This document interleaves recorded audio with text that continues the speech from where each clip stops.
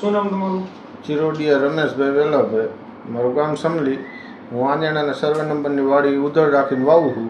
10,000 રૂપિયા સાહેબ હું ઉધડ દઉં છું, પણ તોય છતાંય આ પાકને નુકસાની આવે. આ કારખાનાના ધુવાણાના હિસાબે, આ પાણીનો નિકાલ કાઢે એના હિસાબે, આ સલ્ફર ઉડીને આવે એટલે એના હિસાબે મારે અત્યારે હાલમાં બધો મોલ બગડી ગયો. મગફળી બગડી ગઈ, કપાસ બગડી ગયો. મેં એ લોકોને વાત કરી તો એ લોકો કોઈ જવાબ દેતા નથી મને.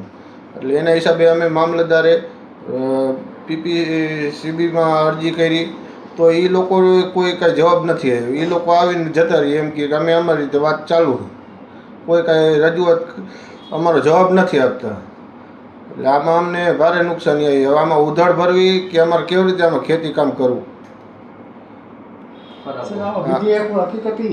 શું નામ તમારું? મારું નામ જિગ્નેશભાઈ, ગામ આંદણા, તાલુકો મોરબી, જિલ્લો મોરબી. મારી બાજુમાં કારખાનું આવ્યું છે, સિનોસ કારખાનું વિટ્રીફાઇડનું. આજુબાજુ 150 વીઘા જમીનમાં ધુવાણો, કેમિકલવાળું પાણી, તે સિવાય ખાયણુંમાં કેમિકલવાળું પાણી. પશુઓને નુકસાન થાય, પક્ષીઓને નુકસાન થાય, અમારા જમીનમાં નુકસાન થાય. કેમિકલ પાવડરવાળું પાણી ને સલ્ફર ઉડે. હવાસરથી 150 વીઘા જમીનમાં કાંઈ થતું નથી. અમારે ત્રણે પાક, ત્રણેય ઋતુના શિયાળું, ઉનાળું, ચોમાસું નિષ્ફળ જાય છે. આગામી દિવસોમાં કાંઈ જવાબ આપશે નહીં તો રસ્તા રોકો આંદોલન અમે આપશું. આ બાબતે તમે જીપીસીબીમાં રજૂઆત કરી હતી? જીપીસીબીમાં રજૂઆત કરી હતી, કાંઈ જવાબ આવ્યો નહીં. તે સિવાય કલેક્ટરને રજૂઆત કરી, કલેક્ટરનો કાંઈ જવાબ આવ્યો નહીં અમને. ગ્રામ પંચાયતને અમે રજૂઆત આપી હતી, ગ્રામ પંચાયતે કાંઈ જવાબ આપ્યો નહીં. મામલતદારને રજૂઆત આપી હતી, કાંઈ એ લોકોએ જવાબ આપ્યો નહીં. આગામી દિવસોમાં તમારી શું રણનીતિ રહે છે? આગામી દિવસોમાં કાંઈ જવાબ નહીં આવે તો રસ્તા રોકો આંદોલન અમે કરશું. શું નામ તમારું? મારું નામ માધવભાઈ મંજીભાઈ ગરધરિયા. ખેતીના પાકને જે ઉદ્યોગપતિના દ્વારા નુકસાન થઈ રહ્યું છે, ખેડૂતોને નુકસાની વેઠવાનો વારો આવે છે, શું કહેશો? સર, એ વાત છે એ 100% સાચી છે. કારખાનાદારો પોતાના હિત માટે થઈ અને આજુબાજુના ખેડૂતોનું કોઈ પણ હિત જોતા નથી.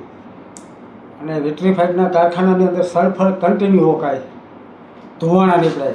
ધુવાણો એટલો જ ઝેરી હોય છે અને એનું જે પાણી છોડવામાં આવે છે એ તો કદાચ 10-15 વર્ષ સુધી અસર કરે. બરાબર, તો આ પરિસ્થિતિમાં ખેડૂતોનો પાક નિષ્ફળ જઈ રહ્યો હોય, આવા મોંઘા બિયારણ, આવા સમયની અંદર મોંઘા ખાતરો વાપરી અને પોતે ખેતી કરતા અને એમાં કાંઈ વરે નહીં એનું, અને અમુકના માથેથી પૈસા મૂકવા પડે, આ યોગ્ય અને ન્યાયી નથી. ખાસ કરીને એક એવી વાત પણ સામે આવે છે કે જે જગ્યાએ ફેક્ટરી આવેલી છે એ દબાણમાં ફેક્ટરી હોય એ પ્રકારની વાત પણ સામે આવી છે. આ કેટલી સાચી? આ 100% સાચી વાત છે.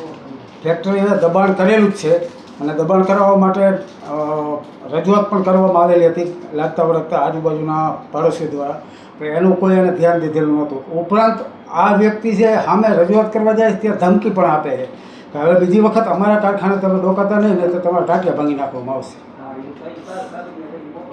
શું નામ તમારું? કમલેશભાઈ બાલુભાઈ ગરધરિયા, આંધણા.